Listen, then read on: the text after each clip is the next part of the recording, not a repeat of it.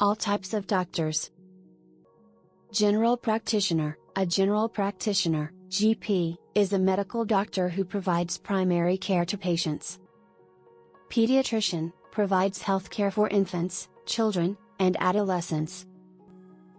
Cardiologist, specializes in the heart and cardiovascular system.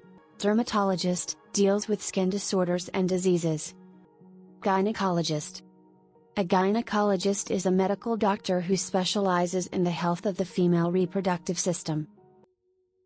Orthopedic surgeon, specializes in the musculoskeletal system and surgical interventions.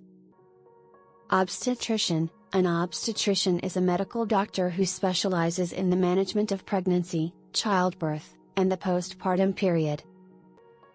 Ophthalmologist, specializes in eye and vision care. Radiologist, interprets medical images, such as X-rays and MRIs.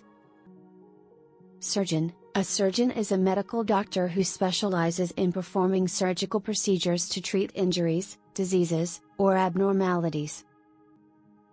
Psychiatrist, diagnoses and treats mental health disorders. These are just a few examples, and many more specialized doctors are catering to specific medical needs and patient populations.